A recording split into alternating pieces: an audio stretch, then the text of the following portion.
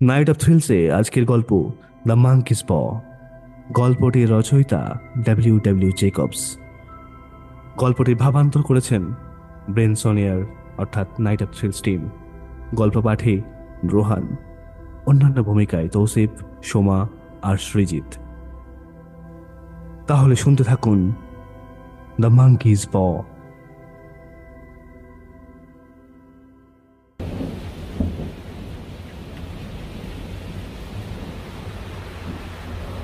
ঝড় বৃষ্টিময় একটা রাত। শোঁ শোঁ শব্দে ঝোড়ো হাওয়া ঝাপটা মেরে যাচ্ছে জানালায়। সার্সিতে বৃষ্টির ছাঁট মুক্তোর মতো ঝলমল করছে রাস্তার আলোর ঝলকানিতে। বন্ধ ঘরে আড্ডা কিন্তু জমেছে ভালো। মিস্টার হোয়াইট আর তার ছেলে হারবার্ট দাবা খেলায় মশগুল। মিসেস রেচেল হোয়াইট ব্যস্ত তার সেলাই নিয়ে। ঘরে আগুন জ্বলছে, কেটলিতে ফুটছে জল। মিস্টার হোয়াইট হঠাৎ উৎকণ্ঠ হয়ে উঠলেন। দরজায় কেউ যেন কড়া নাড়ছে। দরজায় কেউ যেন কড়া নাড়ছে, তাই না? কই না তো। বললেন হোয়াইট কিন্নি। হারবার্ট একটা বোড়ে টিপে দিয়ে বলে উঠল, কিস্তি। মিস্টার হোয়াইট এক নজরে ছকের দিকে তাকিয়ে টেবিলে একটা ঘুষি মারলেন। আজ আর আসছে না মরিস, আসবে কেমন করে? এই যা রাস্তা হয়েছে আমাদের কর্তব্য নয়। এক পশলা জল হলো কিনা হলো না, অমনি কাদায় মাখা। কে আর দেখছে বলো? হারবার্ট বলে উঠল, মাত। মাথ যে তা মিস্টার হোয়াইটও টের পেয়েছেন, তাই ছকের দিকে আর ভুল ক্রমেও তিনি তাকাচ্ছেন না। আমাদের নিমন্ত্রণ করে আসাটাই ভুল হয়েছে সেদিন। ভাবা উচিত ছিল যে বর্ষা হলে বেচারা মরিসের ভোগান্তি হবে। না ট্রেন, না বাস, না কিছু, শুধু নৌকায় ভরসা। বন্ধু লোকটাকে মেরে ফেলার ফিকির করেছি আমি। ছি ছি ছি ছি ছি।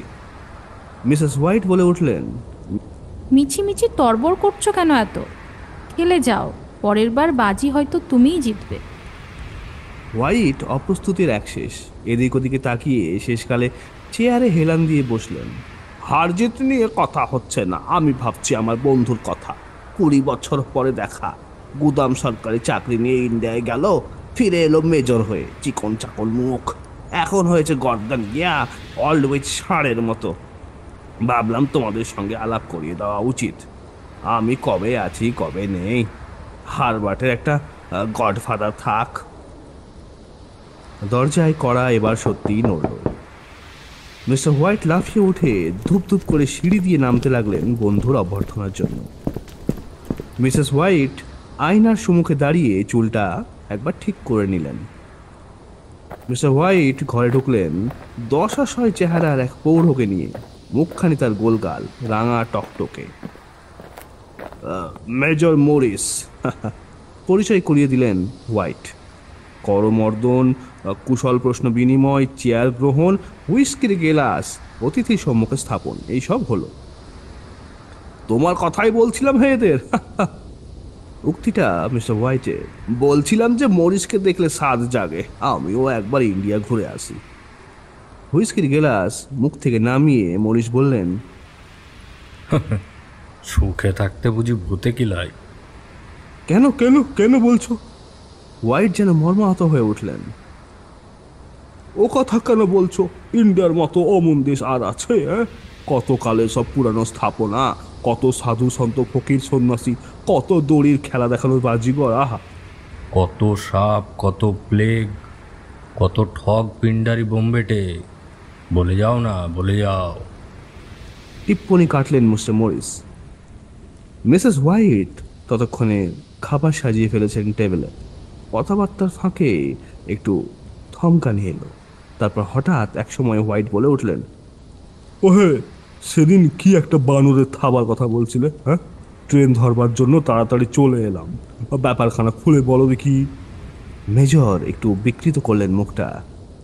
জিনিসটা পকেটে আছে আমার, সঙ্গে নিয়েই বেড়াই, কারণ ওটা বিক্রি করার চেষ্টাতেই আছি আমি। অবশ্য তোমায় আমি ও জিনিস বিক্রি করব না কখনো, কারণ তুমি আমার বন্ধু। কেন হে, বন্ধু কি দাম ফাঁকি দেবে নাকি?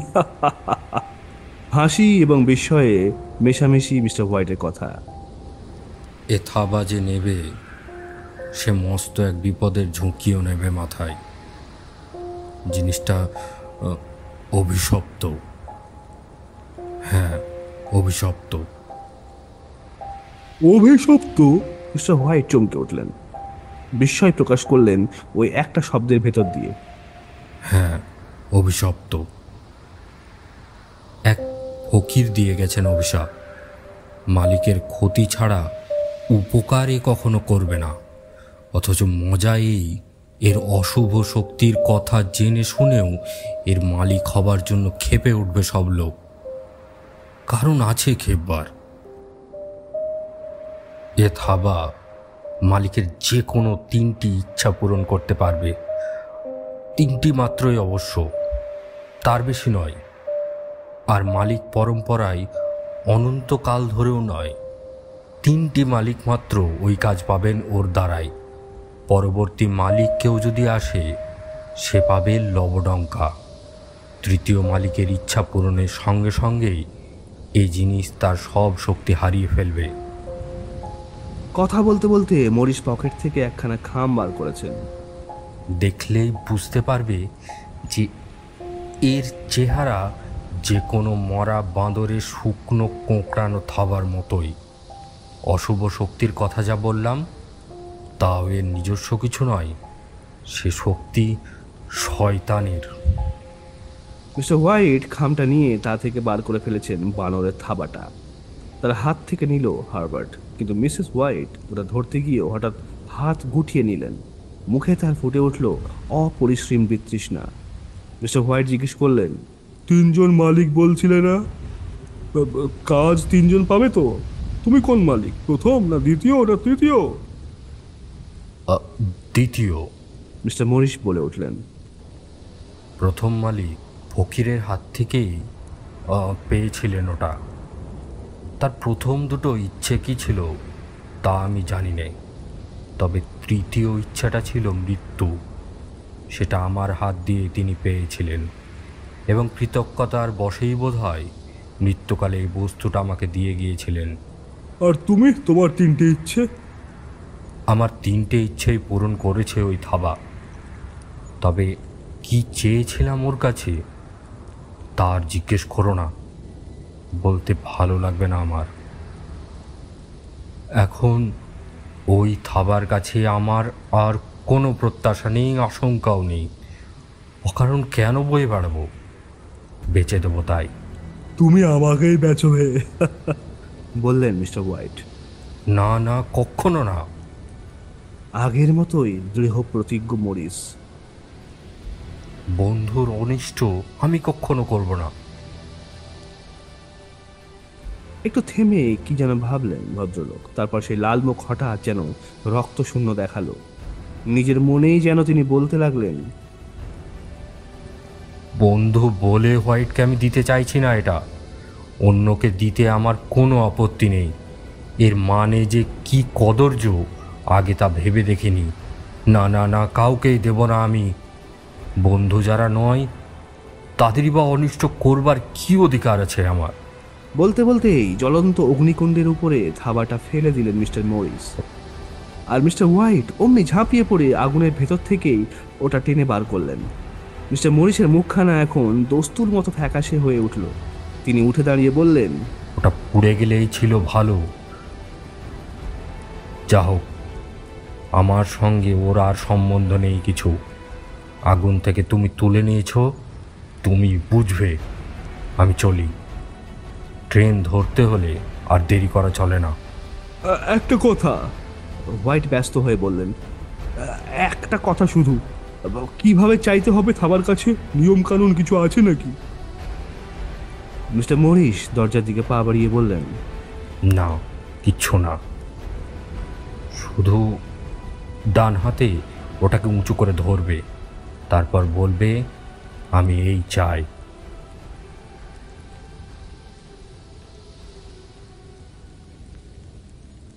মিস্টার মরিস বিদায় নিলেন। অনিচ্ছুক বন্ধুর হাতে থাবার মূল্য কিছু জোর করে গুঁজে দিলেন মিস্টার হোয়াইট। বন্ধুকে এগিয়ে দিয়ে এসে মিস্টার হোয়াইট নেড়ে চেড়ে দেখলেন থাবাটা। হারবার্ট হাসতে হাসতে বলল, এইবার তাহলে একটা সাম্রাজ্য চেয়ে নাও থাবার কাছে, কি বলো? চাইতেই যদি হয়, ছোট জিনিস কেন চাইবো? মারি তো গন্ডার, কেমন কি না? ঠাট্টা থাকুক, কথাটা আগে খেয়াল করা উচিত ছিল, বললেন মিস্টার হোয়াইট। বাস্তবে কি আমাদের কি আছে চাইবার? দিব্যি তো আছি আমরা, যা কিছু দরকার সুখে স্বচ্ছন্দে থাকতে হলে সবই তো আমাদের রয়েছে। হারবার্ট বলল, তবে পেয়েছই যখন জিনিসটা, একটা ছোট্ট জিনিস চাইতে সমস্যা নেই বোধ হয়। পেলে ভালোই, না পেলেও এমন কিছু লোকসান নেই। আমি বলছি আমাদের দেনাটার কথা। বাড়ি তৈরি করতে যে দেনাটা হয়েছে তার এখনো 200 পাউন্ড বাকি। শোধ একদিন অবশ্য এমনিই হয়ে যাবে, তবে থাবার দৌলতে যদি চটপট হয়ে যায় তো যাক না, ক্ষতি কি? মিস্টার হোয়াইট দোনমনোভাবে স্ত্রীর দিকে চাইলেন, তাকেও মনে হলো দোনমনোই।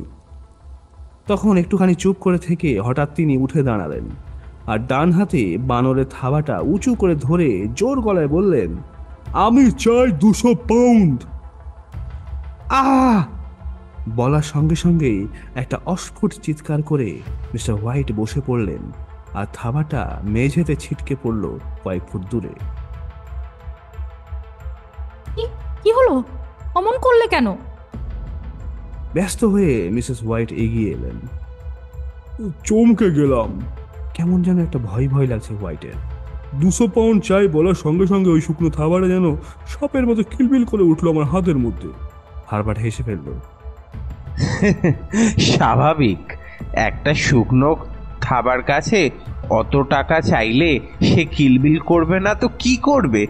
যত গাঁজাখুরি! না, মরিস বাজে কথা বলবার লোক তো নয়। হোয়াইটের কথায় দৃঢ় প্রত্যয়ের সুর। নয়? তাহলে এক্ষুনি শুতে যেও না, ছাদ থেকেই হয়তো ঝনঝন করে 200 পাউন্ড ঝরে পড়বে।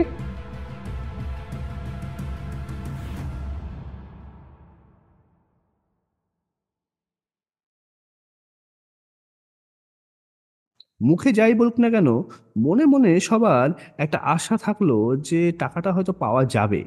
মরিস তো বলেছেন যে 3জন মালিকের 3টে ইচ্ছে পূরণের ক্ষমতা ও থাবার আছে। তিনি কেনই বা অহেতুক ধাপ্পা দিতে আসবেন একটা পুরনো বন্ধুকে? এক পেনিও তো দাম চাননি তিনি। রাত কাটলো, সকাল কাটলো, প্রত্যাশার রেশ এখনো মিলিয়ে যায়নি হোয়াইট পরিবারের মন থেকে। হারবার্ট চলে গেল তার কারখানায়, যাওয়ার সময়ও বাবাকে ঠাট্টা করে গেল। টাকাটা বাজে খরচ করে ফেলো না কিন্তু, দেনা শোধ করতে হবে ও দিয়ে। সারাদিন উসখুস করছেন বুড়ো বুড়ি, একটা কিছু হবেই, কিছু তো একটা হবেই, টাকাটা আসবেই কোনোভাবে। সবাইকে অবাক করে দিয়ে সত্যিই হলো একটা কিছু, সাংঘাতিক কিছুই হলো। বিকেল 3টে নাগাদ হারবার্টের কারখানা থেকে এক কর্মচারী এলেন। অত্যন্ত দুঃখের সঙ্গে একটা মর্মান্তিক খবর দিলেন তিনি। মেশিনের ভিতর পড়ে গিয়ে হারবার্ট মারা গিয়েছে আজ। মিসেস হোয়াইট একটা চিৎকার করে উঠে মূর্ছিত হয়ে পড়লেন। ও মাই গড, না! আর নিজে মিস্টার হোয়াইট নিস্পন্দ নিঃসাড় হয়ে হা করে তাকিয়ে রইলেন আগন্তুকের দিকে। আগন্তুক মুখ নিচু করেছিলেন, সে মুখ আর তুললেন না। মৃদু কিন্তু স্পষ্ট স্বরে বললেন, কারখানার মালিকেরা এর জন্য কোনো দায়িত্ব স্বীকার করেন না, তবে আপনার পুত্র ভালো কর্মী ছিলেন, সেইটি বিবেচনা করে আপনাকে 200 পাউন্ড ক্ষতিপূরণ দিয়েছেন। আর বলবার সময় পেলেন না ভদ্রলোক। মিস্টার হোয়াইট সোজা হয়ে দাঁড়িয়ে উপর পানে মুঠি তুলে হাওয়া আঁকড়ে ধরলেন খানিকটা, তারপর কয়েকবার হা করে আর কয়েকবার হা বুঝে তিনিও পড়ে গেলেন মেঝেতে তার স্ত্রীর পাশেই।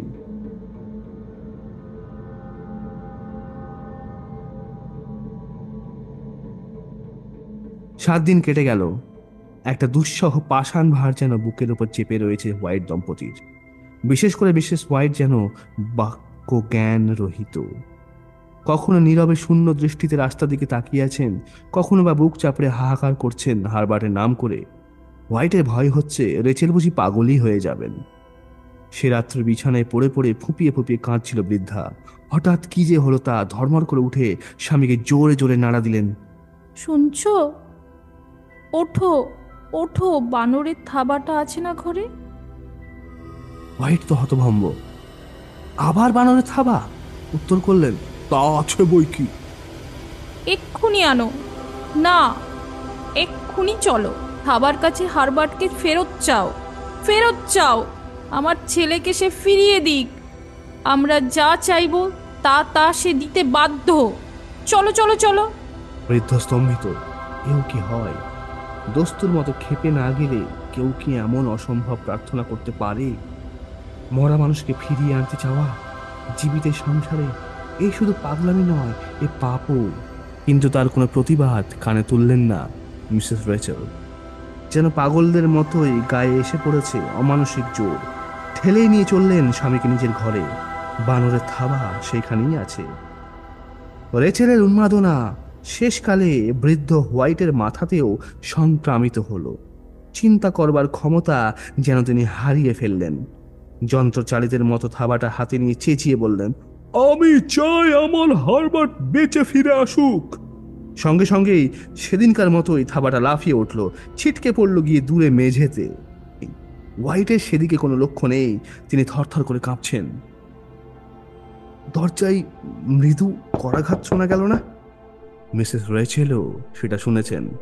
হারবার্ট, বাবা হারবার্ট, তুই এলি? এই বলে তিনি সদর দরজার হুড়কো খুলতে ছুটে চললেন। কিন্তু তারপরেই মিস্টার হোয়াইট থমকে দাঁড়ালেন। ওই ওই করাঘাত, ওটা কার? হারবার্টের? কিন্তু হারবার্ট তো মারা গিয়েছে। তাহলে কি অবস্থায় আসছে হারবার্ট? প্রেতাত্মা? কিন্তু প্রেতাত্মাকে ঘরে ঠাঁই কি দিতে পারবে তারা? এ কি করে বসলেন তিনি? রেচেলও কি করতে গিয়ে কি করে বসলেন? ওদিকে দরজায় করাঘাত সমানে চলছে। শুরু হয়েছিল মৃদু টোকায়, এখন ধাপে ধাপে উঁচু থেকে আরো উঁচু গ্রামে উঠে গিয়েছে সেই আওয়াজ। এক একটা ধাক্কায় বাড়িটাই কেঁপে কেঁপে উঠছে। দরজা ভেঙে ফেলবে নাকি? রেচেল হুড়কো খুলেছেন, কিন্তু উপরে ছিটকিনি লাগাতে পারছেন না। খুলছি বাবা, খুলছি, দাঁড়া। ডেকে ডেকে বলছেন রেচেল। বাইরে থেকে তার জবাব আসছে আরো প্রচন্ড ধাক্কায়। যে এসেছে সে দরজা ভেঙেই সে ঢুকবে। হোয়াইট দিশেহারা। কি করবেন? কি করে নিরস্ত করবেন উন্মাদিনী স্ত্রীকে? কি করে আটকাবেন ওই দুর্ধর্ষ আগন্তুককে? হঠাৎ তার মাথায় বুদ্ধি জোগালো। মেঝে হাত রে খুঁজতে লাগলেন সেই বানরের থাবাটা। রেচেল একটা চেয়ার টেনে নিয়েছেন দরজার কাছে ছিটকিনি খুলবার জন্য। দরজা মড়মড় করছে। সেই মুহূর্তে থাবাটা হাতে ঠেকলো হোয়াইটের। তিনি উঠে দাঁড়িয়েই এক নিঃশ্বাসে উচ্চারণ করলেন তার তৃতীয় ইচ্ছা। অমনি সেই মুহূর্তেই বন্ধ হয়ে গেল দ্বারের উপর উন্মত্ত আক্রমণ। রেচেল আজও অজ্ঞান হয়ে পড়েছেন। মিস্টার হোয়াইট ধীরে ধীরে দরজা খুললেন। বাতির আলোতে স্তব্ধ হয়ে পড়ে আছে নির্জন রাস্তা। কোথাও কেউ নেই। শুনছিলেন নাইট অফ থ্রিলস। ভিডিওটি ভালো লেগে থাকলে আমাদের চ্যানেলটি সাবস্ক্রাইব ও শেয়ার করতে ভুলবেন না।